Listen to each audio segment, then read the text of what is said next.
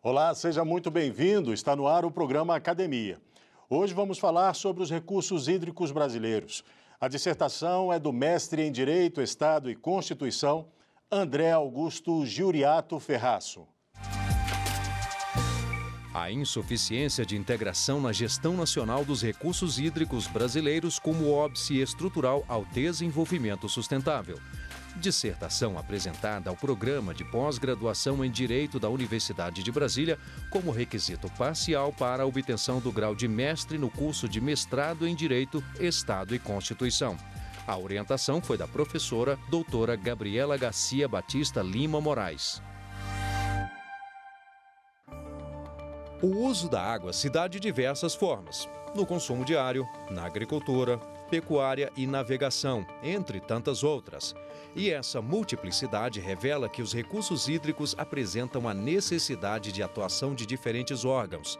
Diante dos cenários de crise hídrica, os conflitos em situações de escassez se tornaram cada vez mais recorrentes. A dissertação analisa e revela a existência de falhas na integração dos órgãos, o que facilita a ocorrência dos conflitos e não contribuem para uma gestão sustentável. E participam hoje do programa Mariana Cirne. Ela é procuradora federal e doutora em Direito Constitucional e Ambiental. E Fabrício Ramos Ferreira, mestre em Desenvolvimento Sustentável na área de Política e Gestão Ambiental. Muito obrigado pela presença de vocês aqui no Academia.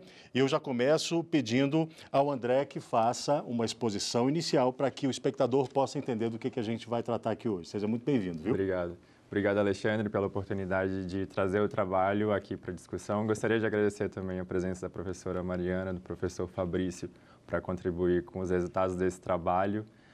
Como o próprio título do trabalho propõe, o objetivo é demonstrar que a insuficiência de integração na gestão hídrica nacional constitui um óbice ao desenvolvimento sustentável. E quando a gente passa para a análise dos recursos hídricos, é possível perceber aqui no caso do Brasil que os usos mais expressivos eles se relacionam a água com uso para irrigação e para geração de energia elétrica. Então, a análise desse cenário, ele compõe um contexto de 3 setores principais. O setor hídrico, propriamente dito, o setor de energia elétrica e também o setor de irrigação. Para blindar a atuação desses 3 setores, que são setores que desempenham a sua atividade a partir da disponibilidade hídrica, a gente também tem a atuação do órgão ambiental.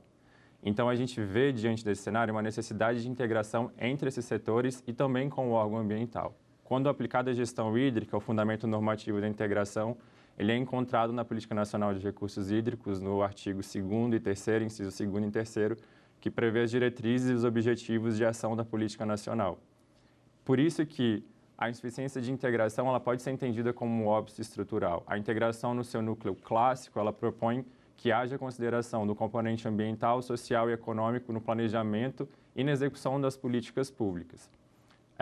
Diante desse cenário e da análise amostral dos casos que eu realizei na dissertação, foi possível sistematizar 2 principais óbices estruturais à sustentabilidade.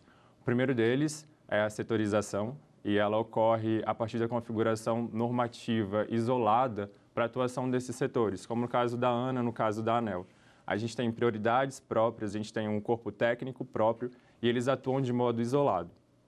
Um importante caso que demonstra isso muito bem é o caso da bacia hidrográfica do Rio São Marcos. A gente tem um conflito estabelecido entre o aproveitamento do potencial hídrico para a irrigação. É uma região em que tem vários municípios que constituem o maior PIB agrícola do Brasil, em contraposição com o uso da água para o interesse da geração de energia elétrica. Um segundo óbice estrutural à sustentabilidade é o que constitui a fragmentação. A fragmentação, ela se relaciona mais ao caráter geográfico da gestão hídrica. Isso acontece porque, dentre os fundamentos da Política Nacional de Recursos Hídricos, nós temos estabelecido que a bacia hidrográfica é a unidade de gestão. Só que, na prática, a gestão do recurso ela vem sendo fragmentada pelos limites políticos e administrativos dos estados. É o que a gente observa, por exemplo, no caso do Rio Paraíba do Sul, no conflito estabelecido entre São Paulo e Rio de Janeiro, em que a gente tem projetos de transposição da água para abastecer a cidade de São Paulo, mas é um rio que também abastece o Rio de Janeiro. Então, o que se observa nesse caso é que a transposição dentro dos limites estaduais de São Paulo para atender a necessidade de São Paulo acaba prejudicando o abastecimento de água para o Rio de Janeiro. A segunda parte da dissertação ela demonstra também que a setorização e a fragmentação, ela reflete na forma como os instrumentos jurídicos de gestão da política nacional vêm sendo implementados, tanto na outorga, declaração de disponibilidade de reserva hídrica, na instalação dos comitês e também nos planos de bacia hidrográfica. Bom, se a gente fosse resumir para o espectador entender rapidamente, a gente poderia dizer que há aí uma omissão governamental ou questões também legais que impedem que essa gestão se dê de uma maneira mais fluida, André? Eu acho que a gente pode pensar numa conjugação de fatores. A questão hídrica em si ela é muito complexa porque ela envolve um cenário de governança. Então, nós temos questões relacionadas ao direito, que se insere numa contribuição a partir desses instrumentos já existentes. A gente também tem uma questão de gestão, e tanto o direito quanto a gestão, no caso dos recursos hídricos, eles são circunscritos por um limite que é político. A questão hídrica ela envolve fatores de ordem econômica, sobretudo. A gente está falando de atividade de geração de energia elétrica, de atividade de geração de produção de alimentos. Então, há um interesse econômico muito grande nisso. O direito ele contribui para a forma como o recurso ele é gerido. Então, entendo que, a partir desse diagnóstico de que há uma insuficiência de integração, o direito ele pode se inserir pelo aspecto legal para contribuir em alguns mecanismos de integração. Perfeito. Bom, eu vou chamar agora a primeira rodada de perguntas e eu convido, então, a professora Mariana, seja muito bem-vinda para fazer a primeira questão para o André. Tá ótimo, eu queria agradecer a oportunidade, queria agradecer a TV Justiça e especialmente a oportunidade de ser o trabalho do André, que é um pesquisador que eu já acompanho o trabalho, que sei que faz um trabalho diferenciado, porque em direito ambiental, em regra, a gente nem sempre tem uma preocupação com os casos concretos, com a prática. Então, o trabalho do André, para mim, me parece... Eu queria dar os parabéns, na verdade, iniciar dando os parabéns ao André, porque ele vai aos casos, ele explora esses casos, e isso é um diferencial nas pesquisas de direito ambiental, que às vezes são tão longe daquilo que acontece na prática. Além de sua dissertação, eu lembrei muito de uma coisa que eu sempre comento com meus alunos a respeito de como é difícil trabalhar a pauta de direito ambiental, porque às vezes eu falo do mexilhão dourado, que é uma conchinha pequenininha de 5 centímetros, que parecia uma bobagem, que veio em navios de lá fora, da China para cá, em água de lastro, e que criou um grave problema em termos de biodiversidade, porque ele não tem era uma espécie exótica, então ele não tem um predador, e por conta disso ele foi tomando conta de algumas bacias e chegou a paralisar uma usina hidrelétrica. Então a gente fala, é uma conchinha pequenininha que tem efeitos reais. E na pauta de direito ambiental a gente sempre trabalha com essa perspectiva de que pequenos problemas geram gigantescos problemas posteriormente. Então eu queria, na verdade, te parabenizar e te perguntar, porque, assim como você, eu acho, de fato, que a pauta ambiental ela tem que ter essa relação intersistêmica, a gente precisa ter, de fato, esse princípio da integração, trabalhando, permeando todas as discussões. Mas eu queria te perguntar o seguinte, quando eu li os casos, e você, na verdade, explora muito bem alguns casos que são noticiados, inclusive, e fala do princípio da integração, eu queria saber se, na verdade, essa atuação da ANA com relação às resoluções, na hora que ela decide um caso desse controverso, isso não seria uma forma de integração ou você acha que isso não se configuraria numa forma de... Porque em alguns dos casos, por exemplo, você tinha uma divergência entre esses setores e a Agência Nacional de Águas ela vai e coloca uma decisão. Eu sei que essa decisão pode ser até criticada, mas eu queria te escutar um pouco, na verdade, se essa decisão, que na verdade não é tão... ela acaba sendo não tanto para um lado, mas também não tanto para o outro, não seria uma forma de integração entre esses atores? Obrigado, professora Mariana, pela pergunta.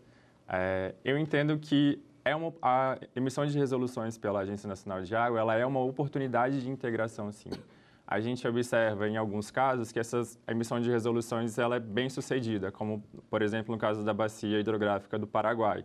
A gente tem uma resolução que obsta a instalação de empreendimentos hidrelétricos no ecossistema do Pantanal, que é extremamente importante para o Brasil, sem que tenha ocorrido o estudo de impacto ambiental nessa região. Por outro lado, a gente tem um caso como aconteceu em São Marcos.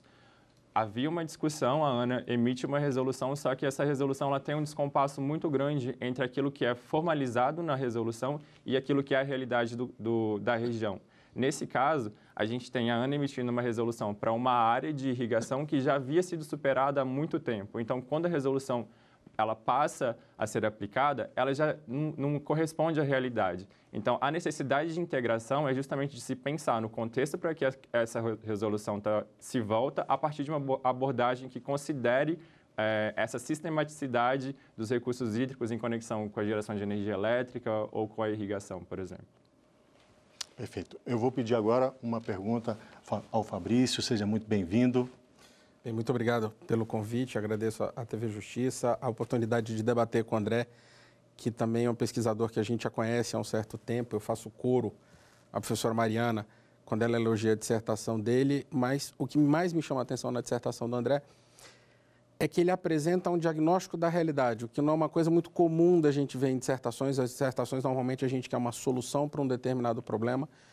E na dissertação dele, ele apresenta e demonstra a existência de um problema de forma inequívoca. Ele já abordou essa questão. E o que eu acho interessante a gente perceber é que ele faz uma análise dessa situação no âmbito do poder executivo. Quando há um conflito entre ANA, entre outros órgãos que têm o poder fragmentado de tomar essa determinada decisão. Mas na própria Bacia de São Marcos, a gente tem um problema jurídico ou judicializado, que causou um segundo problema, que é demonstrando ainda a perfeição da análise que o André fez, de que o Poder Judiciário também não está integrado quando julga demandas vinculadas a isso, a quais são as funções de cada órgão, qual é o papel do meio ambiente, como ele se relaciona. Eu acho que essa é uma grande oportunidade que o André tem para poder expor para a gente essa relação dessa problemática entre os órgãos e a consequência, porque quando a gente analisa o bem ambiental, normalmente se tem a ideia do ponto de vista. Então, eu parto de um ponto e analiso ele exclusivamente. E o bem ambiental, ele não é só assim. Então, ele tem um caráter econômico, ele tem um caráter ecossistêmico. Então, eu acho que essa é uma boa oportunidade para o André poder trabalhar esse assunto aqui com a gente agora. Obrigado, professor Fabrício, pela pergunta.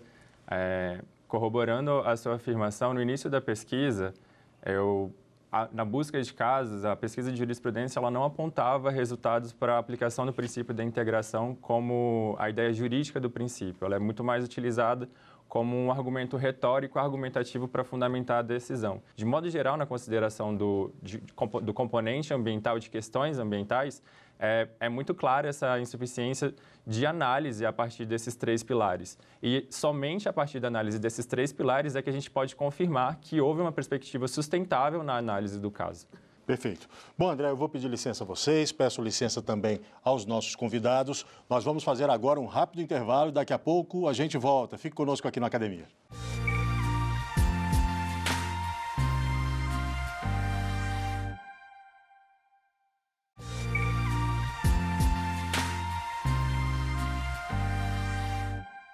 E o programa Academia está de volta. O nosso assunto de hoje é a insuficiência de integração na gestão nacional dos recursos hídricos brasileiros, como impedimento estrutural ao desenvolvimento sustentável. A dissertação é de André Augusto Giuriato Ferraço, com debate de Mariana Cirne e Fabrício Ramos Ferreira. Bom, André, eu já vou pedir, então, a segunda rodada aqui de perguntas e eu começo com o Fabrício, fique à vontade. Bem, André, no diagnóstico que você faz no seu trabalho, você apresenta uma dicotomia entre o princípio clássico da administração, que é da especialização, de quanto mais especializado, melhor seria o trabalho prestado pela administração, e você traz a necessidade de visão do bem ambiental sob a ótica do princípio da integração. Eu queria que você explorasse um pouco mais essa dicotomia desses dois princípios. Certo, Fabrício. No desenvolvimento da dissertação, a abordagem que eu faço, tanto do princípio da especialização quanto do princípio da integração, é de que ambos constituem postulados que determinam a forma como a administração vai gerir esse bem. Se por um lado a gente tem o princípio da especialização, que é amplamente aplicado na regulação hídrica, isso vai determinar, ele é aplicado com a finalidade de que se traga maior eficiência na administração pública. Por outro lado, a integração ele vai determinar que essa atuação da administração pública, ela ocorra de modo a garantir uma perspectiva sustentável. A análise de cada caso, ela vai sugerir uma ponderação entre esses princípios e a pesquisa, até onde foi realizada, a gente pode utilizar, por exemplo, a proposta que a abordagem ecossistêmica traz para que a gente haja uma equivalência entre o princípio da especialização e o princípio da integração, porque essa abordagem ela pode ser implementada a partir de um setor, mas ela considera os elementos de integração em cada caso diante da atuação dessas entidades administrativas. Ok. Vamos pedir, então, uma pergunta à professora Mariana. Então, eu queria, na verdade, falar do caso da Chesf envolvendo as algas marinhas. Esse caso, especificamente, eu trabalhei nesse processo na época que eu trabalhava no IBAMA. E eu queria te perguntar, na verdade, se nesse processo especificamente, que foi uma integração interessante entre... A Chesf, na verdade, era a concessionária, mas o Ministério de Minas e Energia, IBAMA, ANA, trabalharam de maneira coordenada nesse processo. Se o licenciamento ambiental não seria, na verdade, um possível instrumento para garantir essa integração. Eu estou te perguntando isso porque foi um licenciamento ambiental que é antigo, mas que estava na fase de renovação de licença de operação. Mas, neste caso especificamente, será que o licenciamento não seria uma oportunidade para garantir essa integração?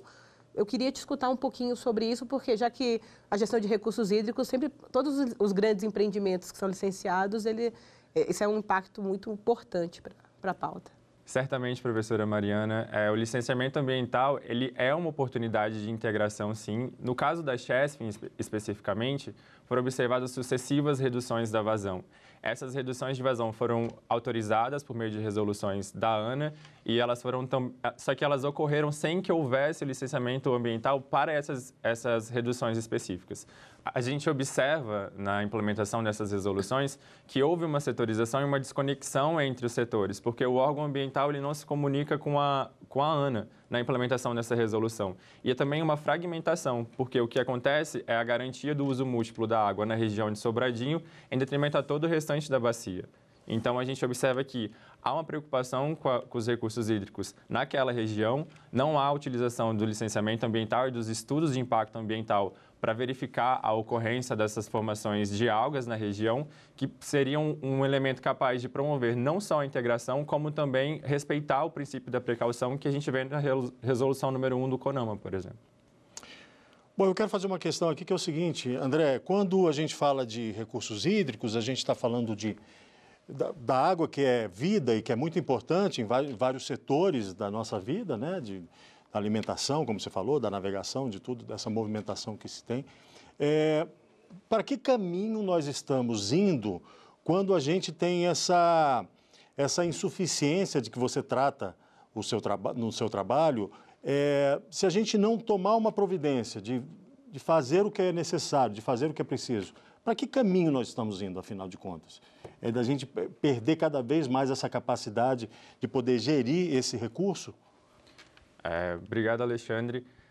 Essa pergunta remete muito à proposta de pesquisa que eu apresento agora para o doutorado. O trabalho ele tem um caráter muito mais diagnóstico do problema. E a partir desse diagnóstico, da análise dos fatores que compõem esse diagnóstico, é que se torna possível pensar em quais contribuições o direito pode inserir para a gestão hídrica. Quando a gente pensa na gestão hídrica, é uma questão interdisciplinar. Então, o direito ele vem com uma contribuição que se soma a contribuições hidrológicas, contribuições climáticas, econômicas, e isso compõe o todo da questão hídrica. No campo do direito, a gente pode pensar na integração, e aí, num primeiro momento, é necessário pensar o que é integração, a natureza jurídica da integração, e uma pesquisa prévia aponta que a gente pode entender a integração como manifestações em aspectos políticos, institucionais, procedimentais e geográficos, e a partir disso pensar em quais instrumentos seriam viáveis para que a gente tenha um reforço normativo da integração, sobretudo aplicado à gestão hídrica. A hipótese é de que, havendo um reforço da integração, a gestão dos recursos hídricos ela ocorre de uma maneira mais equilibrada. E esse equilíbrio entre as dimensões que a gente propõe na integração é que levam a uma atividade de modo sustentável. Vamos tentar aqui antecipar um pouco o seu doutorado, colaborar um pouco com o seu estudo. Fabrício, será que com essa integração, ou melhor, a falta dela, o que acontece? O que está acontecendo em relação a essa gestão dos recursos hídricos? Para que caminho nós estamos indo? Talvez o telespectador em casa está se perguntando. Qual a importância disso que eles estão discutindo aí? Porque qual é o problema que existe de fato real e severamente para o que a gente está caminhando? Administrativamente, essa situação ela já se alonga há muito tempo de que cada órgão tem a sua visão, tem a sua especialização, a fragmentação que o próprio André traz no trabalho dele. Essa falta de conjugação, essa falta de conversa, essa falta de diálogo faz com que a gente tenha uma dificuldade na implementação do desenvolvimento sustentável. A gente fala muito em desenvolvimento sustentável, mas na prática é difícil se atingir. Por quê? Porque eu tenho o meu setor, eu tenho a minha área de competência, a minha possibilidade de ação. E a proposta do André, inovadora, é dizer o seguinte: precisamos sair dessa caixa, precisamos misturar essas competências, mas dialogando, fazendo essa uma solução possível. A forma com que isso vai se implementar vai ser o grande desafio dele agora para o doutorado, para poder apresentar isso. Agora, precisamos fazer isso rápido e urgente, porque a se passar o tempo, o problema só piora. Ele apresenta no trabalho dele problemas econômicos de redução de consumo para os consumidores, mas a manutenção de preços para as indústrias. Então, isso são pontos que precisam ser trabalhados, são contratos, os contratos vão poder ser quebrados, a regra administrativa ela vai poder ser trabalhada, então são todos assuntos que ele vai ter campo agora para poder desenvolver. Ótimo.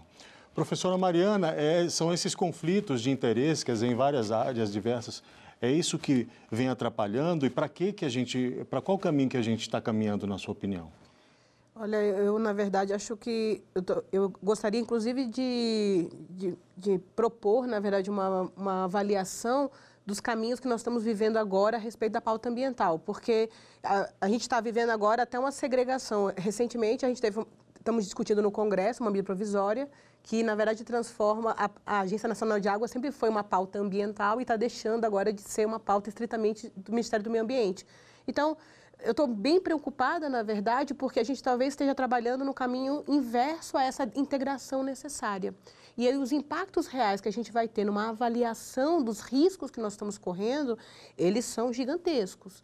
E aí, quando o André me faz uma proposta de uma pesquisa de doutorado que vai avaliar isso, eu fico super entusiasmada com os resultados possíveis, porque a gente, na verdade, do direito, às vezes não para pensar nos impactos legislativos que as políticas públicas sofrem. E como a gente, na verdade, está tendo uma mudança real, inclusive em vários aspectos da política pública ambiental, eu acho que é muito importante que nós, da academia, participemos desse debate, porque os efeitos concretos que são escassez, crise hídrica, a gente já está vivendo. Todo mundo, na verdade, não consegue ignorar mais os problemas ambientais. Há uns anos atrás, a gente falava de direito ambiental, todo mundo ria. Agora a gente está passando uma nova fase que as pessoas estão começando a perceber que interessa a todo mundo, é um problema real.